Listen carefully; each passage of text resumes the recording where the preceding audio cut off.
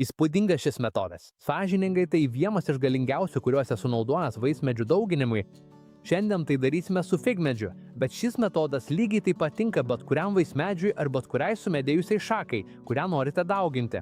Šis vadinamas Magno metodu. Ir tai ne šiaip sau.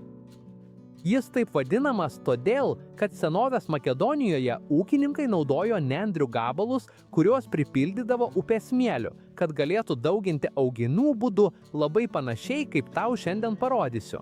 Skirtumas tas, kad šiandien tai darysime su šiuolaikinėmis medžiagomis, kad kiekvienas galėtų tai pritaikyti namuose. Tai labai švarus, labai efektyvus metodas ir dabar tau parodysiu jį žingsnis po žingsnio. Taigi būk atidus, nes pradedame. Jei kas nors tau kelia abejonių, klausk komentaruose. Paprastai, kai darome tradicinį auginių dauginimą, ar tai būtų paprastas auginys, atlankos ar bet kuris kitas klasinis metodas, galiausiai gauname tik vieną augalą. Tačiau su šiuo metodu galime iš vienos šakos išauginti kelis augalus, neišleidžiant daugiau pinigų, neaukojant daugiau šakų ir be jokių sudėtingumų.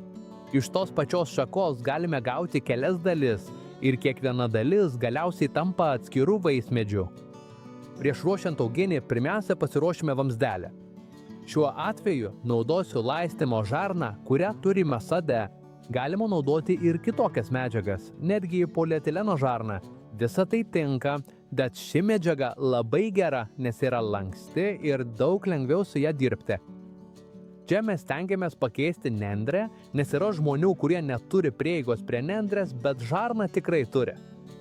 Nueini bet kurią parduotuvę arba tikriausiai turi kokį nors gabalą namuose, sode ar ūkyje, todėl naudojame šiuolaikinės medžiagas, kad visi galėtų pakartoti šį metodą. Žarno storis nesvarbus, pusė colio, ketvirtis, kokią tik turite. Šiandien tai darysime su palyginti nedideliu, maždaug 20 cm ilgio gabalu. Pirmiausia, vieną galą užkemšame izoliacine arba lipne juostą, kelis kartus tvirtai apvyniojame, kad gerai užsandarintume. Dabar į vidų įdedame gabalėlį vatos. Ta vata turi būti gerai prispausta prie kamštelio dugne. Galite ją įstumti lazdelė arba pieštuko. Tai turi labai paprastą paaiškinimą. Mums reikia drenažo, bet kad smėlis neišbėgtų. Prieš pilant smėlį padarome drenažą. Apatinėme kamštelyje centre, tiesiai ten, kur yra vata, padarome skylutę. Dabar jau galime berti smėlį. Tai gali būti upės smėlis, silicijos smėlis, plautas smėlis. Tinka bet koks smėlis, bet idealiausia plautas, kad išvengtume bakterijų ar grybelių. Užpildome vamzdelį smėliu, bet ne iki pat viršaus. Viršuje paliekame šiek tiek laisvos vietos. Dabar ruošiame laistymo vandenį. 1 litras vandens ir 1 arbatinis šaukštelis vandenilio peroksido tokio, kokį turime vaistinėlėje. Tai daroma tam, kad vanduo būtų dezinfekuotas ir ateityje nekiltų grybelių problemų. Lėtai laistome vamzdelį, leisdami smėliui gerai sudrėkti. Kai pamatysime, kad pro apatinę skylutę pradeda šiek tiek bėgti vanduo, sustojame, jei reikia nuvalome galiuką ir dabar jau galime uždėti antrą kamštį viršuje. Taip, turime tobulą simuliaciją lazdelę, pripildytą drėgno smėlio, paruoštą dargui. Dabar išilgai viršutinės vamzdelio dalies nuo vieno galo iki kito padarome išilginį pjūvį. Neskeliame jo, tik atvejame, įdarome tam, kad galėtume įdėti uglį. Dabar periname prie uglio. Šiuo atveju tai yra figmedis, bet kartoju, tinka bet kuriam vaismedžiui ar sumedėjusiai šakai. Nuo uglio nuvalome lapus, jei jų yra, ir gerai jį dezinfekuojame. Uglio ilgis turi atitikti žarnos ilgį. Dabar padarome išilginį pjūvį, maždaug 3-5 mm pločio. Toje juostoje pašaliname žievę, o tada nugrandome kambį, kol lieka švari mediena. Tai labai svarbu, nes būtent iš ten išaugs šaknis. Į viską švaru ant visų žaizdų ir pjūvių užtepame alavijo.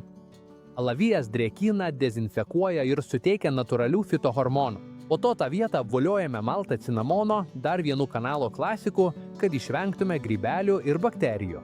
Taip, uglis jau paruoštas. Dabar dedame uglį į daugintuvą. Visa pjūvio vieta turi tiesiogiai liestis su drėgnu smėliu. Uždarome žarną ir gerai prispaudžiame uglį. Kad jis nejudėtų, pritvirtiname su vielute, dirželiu, virve ar kuo tik turite. Labai svarbu, kad uglis liestųsi su smėliu. Dabar paruošime labai paprastą natūralų priešgrybelinį tirpalą. Imame litrą vandens ir įberiame žiupsnelę maltą cinamoną. Gerai išmaišome ir perkošiame per ploną audinį, kad neliktų nuosėdų. Supilame į purkštuvą ir šiuo tirpalu apipurškiame visą uglį, vamzdelio viršų ir visas atviras vietas. Šis žingsnis svarbus, nes dirbant su didele drėgme, išvengiame grybelio atsiradimo ir labai padidiname sėkmės tikimybę. Dabar įdedame į permatomą arba pusiau permatomą maišelį arba indelį. Abu variantai yra tinkami. Ir čia prasideda kritiška dalis, kurią turi suprasti. Tai daroma ne šiaip sau. Uglis, jei neturi jam reikalingos oro drėgmės, labai greitai išdžiūsta.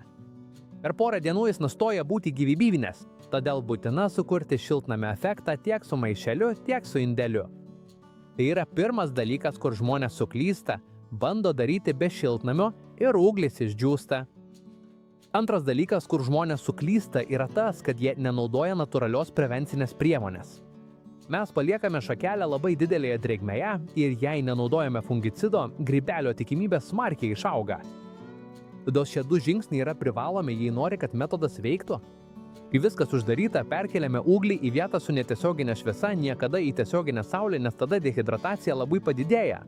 Be to rekomenduoju šį metodą taikyti per delčią. Daugelis patyrusių žmonių žino, kad per delčią sultis augale leidžiasi žemyn ir tai labai skatina įsišaknymą. Šaknis dažniausiai būna storesnės, stipresnės ir geresnės kokybės. Priežiūra yra labai paprasta. Kas 3 ar 4 dienas atidarome maišelį arba indelį ir apipurškiame natūraliu cinamono fungicidu. Vamzdelio vėl laistyti nereikia, labai retai būna, kad smėlis išdžiūta, ne?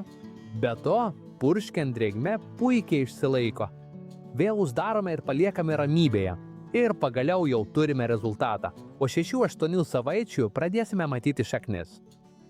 Baltas, švarios, stiprios šaknys visoje apdorotoje vietoje. Tuo metu galime padalyti uglį, išlaikydami pumpurus. Kiekviena šaknų turinti dalis tampa nauja figmedžio sodinuku. Ir tai tinka beveik bet kuriam vaismedžiui. Šiuo atveju, kai uglis jau visiškai įsišaknyjęs, dabar jį padalinsime. Štai, pavyzdžiui, padalinsiu jį į 3 dalis, įsitikindamas, kad kiekvienoje dalyje antžeminė dalis būtų viršuje, o pumpurai liktų atviri. Dabar naudojame vazoną atitinkantį uglio dydį su puriu substratu, kuris gerai drenuoja ir yra turtingas organinėmis medžiagomis.